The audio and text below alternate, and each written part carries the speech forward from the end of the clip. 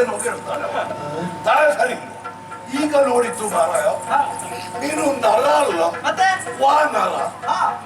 ಏ ಮಂಗನ ಮರಿಯೇ, ಯಾವ ಕಡೆ ಹೊರಟದ್ದು?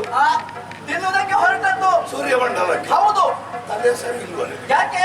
ನಿನಗೆ ಹಸಿವಾದದ್ದಿದ್ರೆ, ತಿನ್ನಬೇಕು ಎಂಬ ಅಪೇಕ್ಷೆ ಇದ್ರೆ ನನ್ನ ಜೊತೆ ಬಾ. ಯಾಕೆ? ನಾನು ಜನ ಯಾರು ಅಂತ ಯಾರು ಮೂರ್ಲೋಕಾಧಿಪತಿ ಇಂದ್ರ ನಮ್ಮ ನಂದನವರಕ್ಕೆ ಕರೆದುಕೊಂಡು ಹೋಗಿ ಬಾಳೆಹಣ್ಣು, ನಿನಗೆ ಬೇಕಾದ ಹಣ್ಣುಗಳು ಕೊಟ್ಟಿಯೇ ಕೊಡ್ತೇನೆ. ಬೇಕಾದ್ದನ್ನು ಆಯ್ಕೆ ಮಾಡಿಕೊಂಡು ತಿನ್ನುವವು. ಹೋಗಬೇಡ, ಹಿಂದೆ ಹೋಗೋ. ಸ್ವರ್ಗಲೋಕಕ್ಕೆ ಬರಬೇಕು ಅಂತ ನೀನು ಹೇಳುವುದಾ?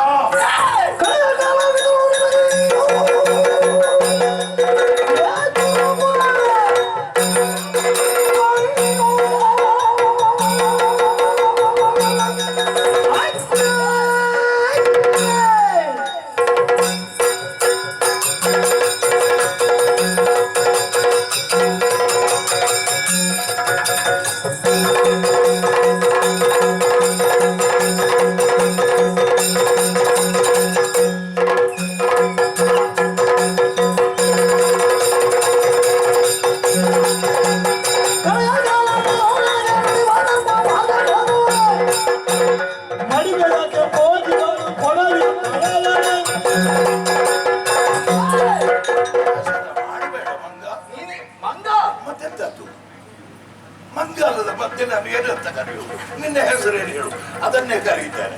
ಸುಂದರ ಎಂಬುದಾಗಿ ನನ್ನನ್ನು ಕರೆಯುತ್ತಾರೆ, ಅದನ್ನೇ ಹೇಳು. ಸುಂದ್ರು, ಅದು ಕೂಡ ಸರಿ ಬರುವುದಿಲ್ಲ. ಮತ್ತೆ ನಿನಗೆ ಯಾವುದನ್ನು ಹೇಳಬೇಕು? ನಾನು ಮುತ್ತಿನಿಂದ ಸುಂದ್ರು ಅಂತ ಕರೆಯುವುದು. ಹೌದಾ? ನನ್ನ ಬಾಯಿಂದ ಬಂದ ಶಬ್ದ ನಿನ್ನ ಕನಸಿನಲ್ಲೂ ನಿನಗೆ ಅರ್ಥ ಆಗಲಿಕ್ಕಿಲ್ಲ. ಮುತ್ತಿನಿಂದ ಅಮ್ಮ ಕರೆದ್ರೆ ಸಾಕು, ನೀನು ಕರೆಯುವುದು ವಿಚಾರಕ್ಕೆ ಹೋಗ್ಬೇಡ. ಮತ್ತೆ ನಿನಗೆ ಗೊತ್ತಿಲ್ಲ, ನೀನು ಸ್ವರ್ಗಲೋಕದಲ್ಲಿದ್ರೆ ಅದನ್ನು ನಾನು ಕೆಳಗಿಳಿಸ್ತದೆ, ಗೊತ್ತಾ? ಹೌದಾ? ನಿನ್ನ ಬಾಲಕ್ಕೆ ಎಷ್ಟು ಶಕ್ತಿ ಉಂಟು? ನನಗಿಂತ ಹೆಚ್ಚು ಶಕ್ತಿ ಅದಕ್ಕಿದೆ. ಏನು?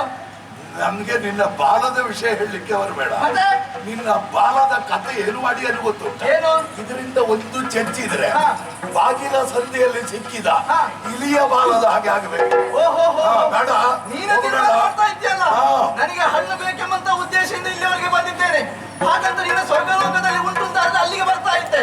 ನನಗೆ ಬೇಕಾದ್ದು ಈ ಹಣ್ಣು ಬಿಡುವುದಿಲ್ಲ ಅಂತ ಆದರೆ ಈ ಮೊದಲಿಗೆ ಬಂದ ಒಪ್ಪಂದೆ ಕೊಟ್ಟಿದ್ದೇನೆ.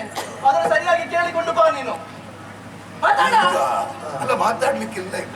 ನಿನ್ನಲ್ಲಿ ಅರ್ಥ ಆದವರಲ್ಲಿ ಮಾತಾಡು.